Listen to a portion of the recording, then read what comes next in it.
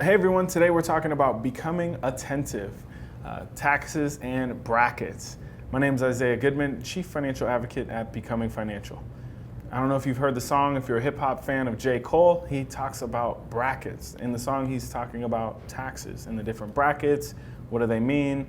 How they have choices of where his taxes should go. Today I wanted to talk a little bit about how does our tax system work here in the US and what does that mean for you? First thing I wanted to talk about is what is the difference between some of the different brackets in our progressive tax system. So progressive tax system means that at every point above the previous bracket, the one lower is obviously paying a little bit less and the one higher is paying a little bit more. But the difference is you're paying a little bit more on every dollar above that previous bracket. So in the US, we've got a couple different tax brackets. The lowest one, you're paying 10%, above that you're paying 15, above that you're paying 22, above that you're paying 24. Well, how that works, most people think that when you get to the 24% bracket, you're paying exactly 24% of everything that you make. It doesn't work like that. You're paying that percentage on each portion of each bracket. So that's what a progressive tax bracket means, is you're paying more as your income grows, but then you're also paying more for each percentage of that bracket. So what ends up happening is you have a difference between an effective tax rate and a marginal tax rate. So a marginal tax rate is like the 24%. You make over a certain amount, you're paying 24% taxes. Well, what that means is that you're paying 24% taxes above every dollar of that previous bracket. So how it ends up adding up, for example, say you have a household that makes $200,000 per year.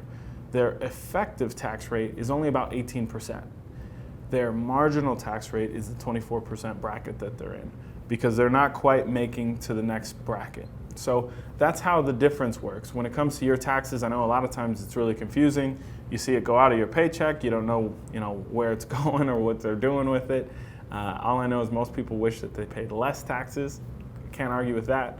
But in the grand scheme of things, when it comes to different investments and money that you've got coming in from multiple sources, this is how those tax brackets work.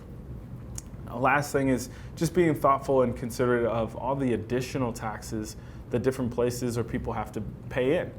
So one of the most effective ways to grow your wealth over time is to limit or delay your taxes on your growth of investments and properties, any sort of money you've got coming in. If you can decrease the amount of taxes you're paying on it today, that allows it to grow and multiply at a greater rate. So some other things to think about: state taxes. Here in Minnesota, we've got to pay state taxes. City taxes. I know in New York City proper, Manhattan, they have to pay city taxes. Well, if you've got to pay federal, state, and city taxes, that starts to eat away at your take home, right? Other things like sales or property tax. If you live in a certain neighborhood, the property tax might be higher than another part of town. So that's something to really think about when you're purchasing a home. Sales tax, if you live around an area that they just built a new stadium or field or anything like that, you might see the sales tax for those bars and restaurants around that part of town go up. So if it feels like you're paying a bunch on your restaurant bill for taxes, that's why. Other couple things, hotel tax, outrageous, but it is what it is. You go to a hotel, they say it's going to be $94 a night, you get your bill and it's $112. It's because of the hotel tax, federal, city, state, all of those different county sort of taxes that can come in for staying at a hotel. Sin tax, so alcohol, tobacco, marijuana in different parts of the country, they're going to be taxing those for recreational use, or they call them a sin tax. All of these things start to compound because if you're making money and you're paying taxes in different ways, the least amount or the more that you can limit that, the more your wealth can grow. One of the last things as we pass on is estate tax. Not everybody is going to have to worry about it, but if your estate gets over a certain point, it's about $11 million, you might have to pay estate tax to those that you pass your money on to.